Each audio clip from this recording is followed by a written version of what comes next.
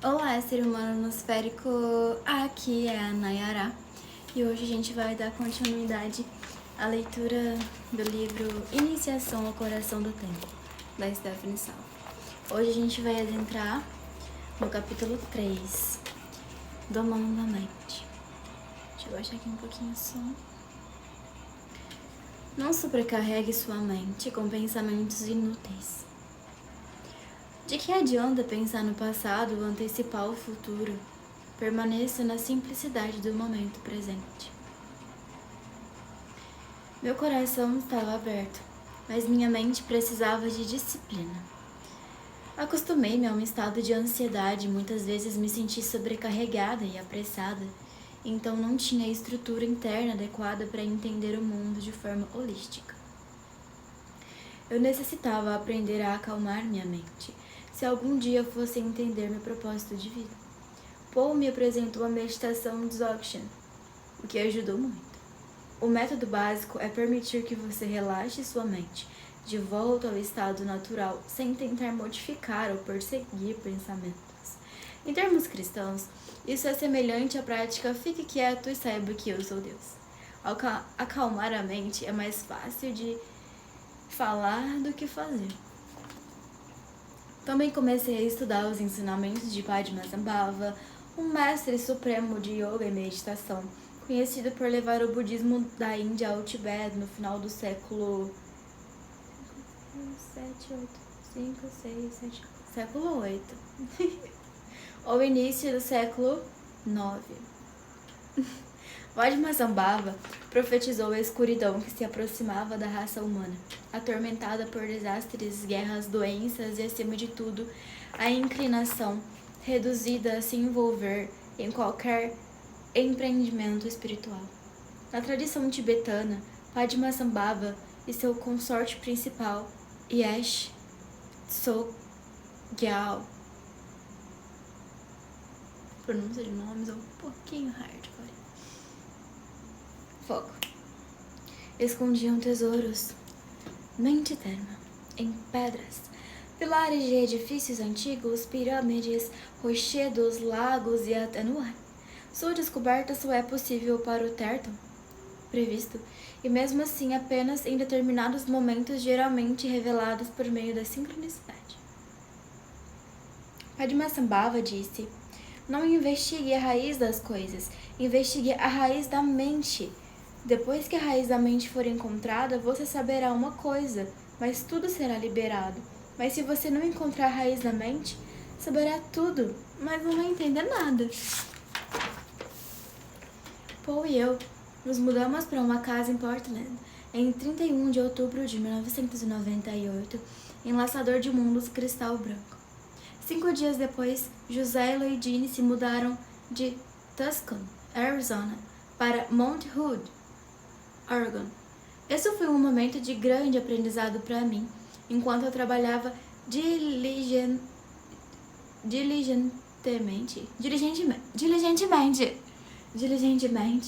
em desacelerar minha mente, prestando atenção à minha respiração e observando meus comportamentos habituais mais de perto.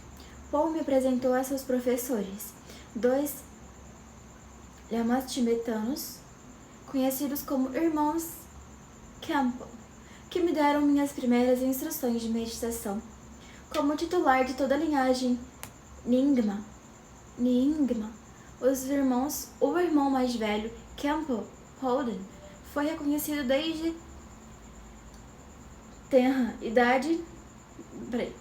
foi reconhecido desde que tivera, porque a tradução tá um pouco estranha, mas eu penso que foi reconhecido desde que tinha a idade como um tulku, e também foi considerado um mestre de Dzogchen, a mais alta tradição da prática de meditação do budismo tibetano. Tive minha primeira reunião particular com os Kempos no quarto dele, quando estava visitando Portland.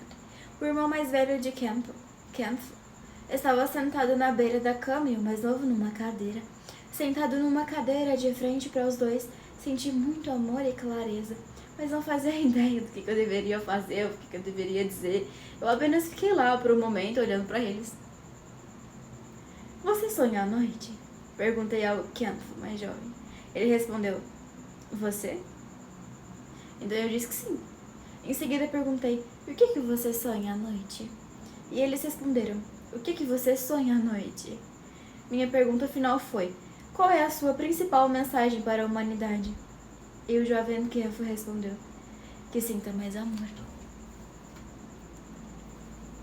Era tudo o que eu precisava e não precisava dizer mais nada. Ambos começaram a cantar cânticos de bênçãos e me disseram para aprender a recitar a oração de 7 linhas para o Guru Rinpoche, Padmasambhava. Agradeci e fui embora.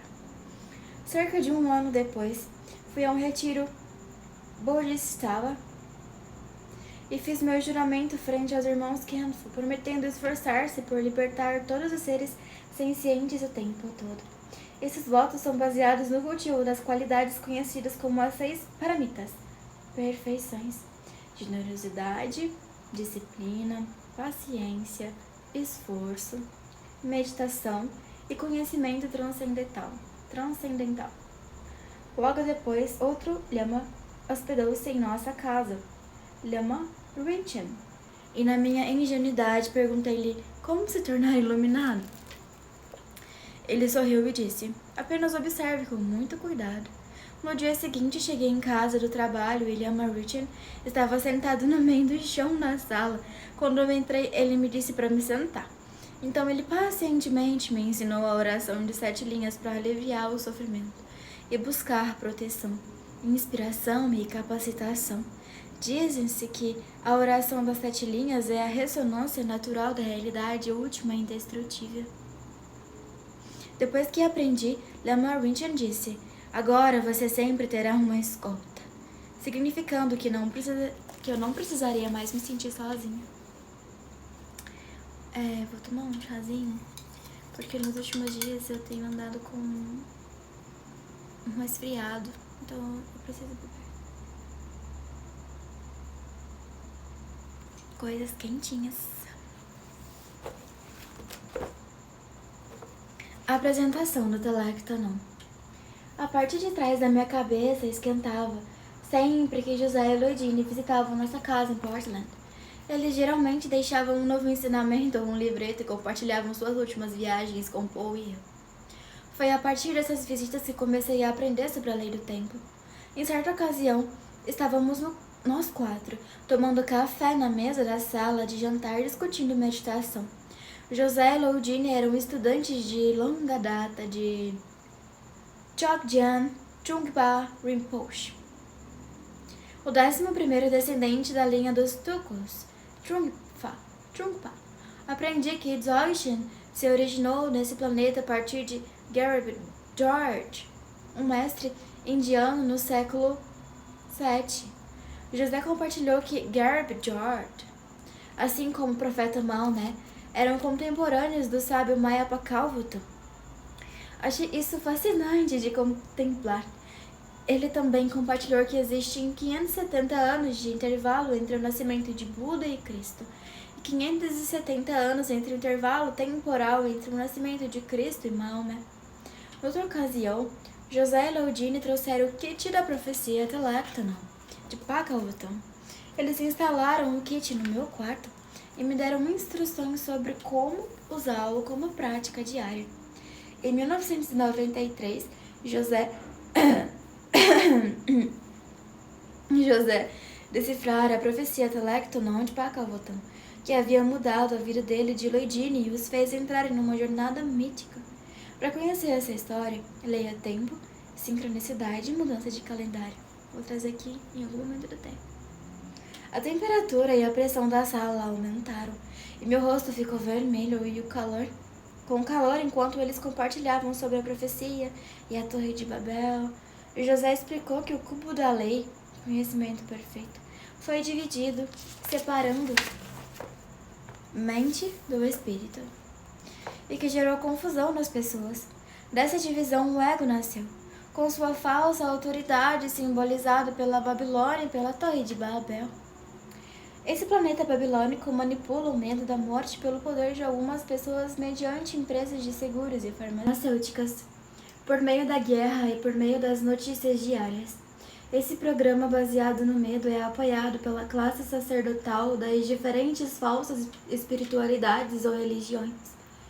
Em outras palavras, a verdade da realidade é coberta por uma narrativa falsa, mantida por empresas, sistemas bancários e instituições maiores que estão por sua raiz incorporadas a uma frequência de tempo artificial, fora de sincronia com as leis da natureza.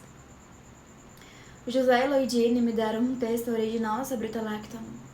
Quando eu li, todos os meus cabelos se arrepiaram e meu corpo inteiro ficou arrepiado. Parecia conectado às minhas memórias de infância e ele escreveu: Telacton, Telé, a distância, comunicação. Ctonon, intraterreno, espíritos, divindades que habitam dentro ou sob a terra.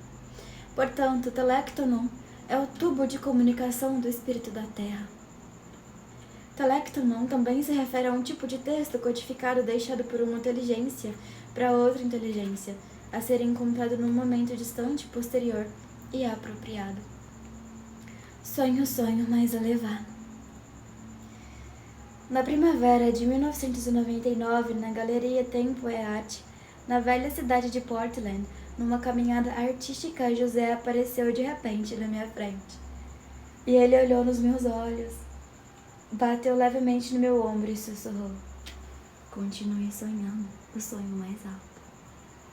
E então ele se afastou. Um raio de energia passou pelo meu corpo. Aquelas palavras pareciam um alerta.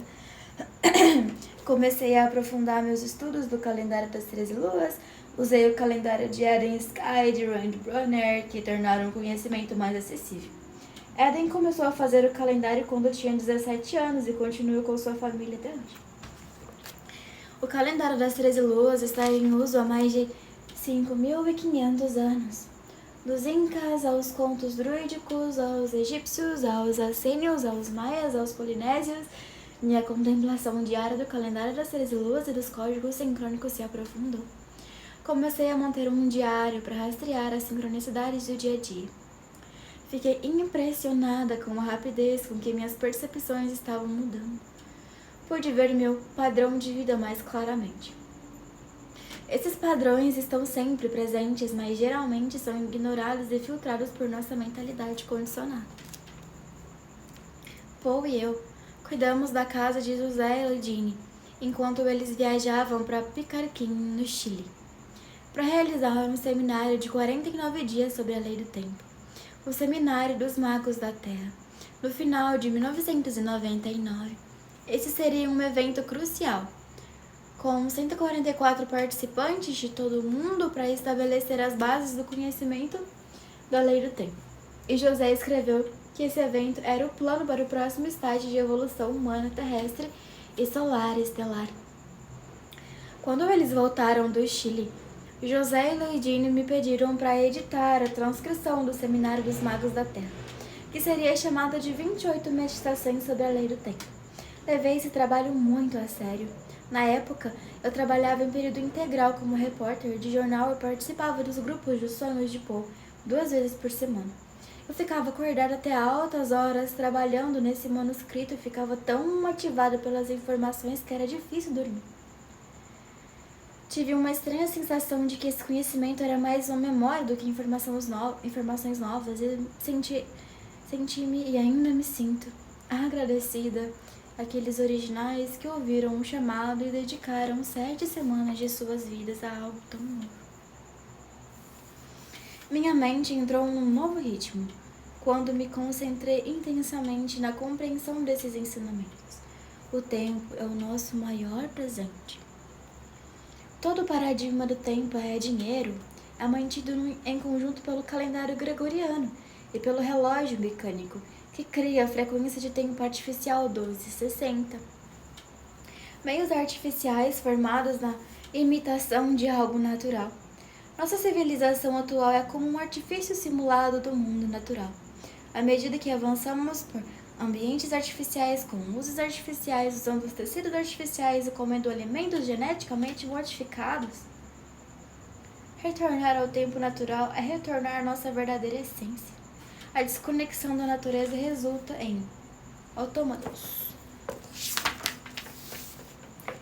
Quando os seres humanos são desconectados da natureza, eles são facilmente influenciados, prontamente desencadeados por um estímulo externo. Entendi a lei do tempo como um sistema para se libertar de uma consciência de massa que procura controlar. Percebi por quê?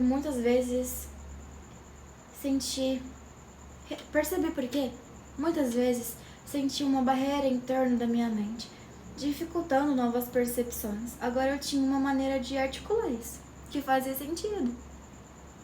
José e Lodine me convidaram para o seminário de 7 dias dos Magos da Terra no Hotel da Montanha em Monte Rude, na primavera de 2000.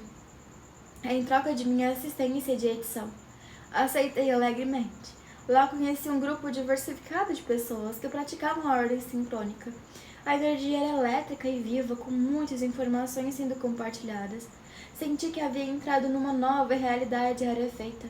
Os 7 dias terminaram com uma festa de dança energética, e foi lá que eu e o restante dos participantes receberam pela primeira vez a poderosa meditação da Ponte do Arco-Íris. E essa é uma versão abreviada. Meditação da Ponte Arco-Íris. Visualize-se dentro do núcleo. Vou tentar colocar aqui na tela a imagem. Visualize-se dentro do núcleo de cristal octaedro da Terra, com 2 lados vermelhos e 2 brancos na parte superior, e 2 lados azuis e 2 amarelos abaixo. No centro desse núcleo há um ponto intensamente ardente de luz branca. Uma coluna etérica se estende para o norte e sul do centro em chamas até o topo do octaedro. Agora, visualize a partir do centro do cristal um grande filamento de luz multicolorida e cheia de plasma que flui ao longo do eixo em direção a ambos os polos da Terra, disparando para formar 2 bandas arco-íris a 180 graus de distância. À medida que a Terra gira em seu eixo, a ponte arco-íris permanece pronta e constante, imóvel. Agora pegue toda a visão da ponte arco-íris ao redor da Terra e coloque ela no seu coração. Imagine os 2 fluxos de luz arco-íris correndo pela coluna central, disparando acima da cabeça, sobre os pés também, para criar uma ponte arco-íris ao redor do seu corpo. Agora você e a ponte arco-íris são um. E a ponte arco-íris da paz mundial é real. Visualizada por muitas pessoas em uma onda telepática de amor, a ponte arco-íris se tornará realidade.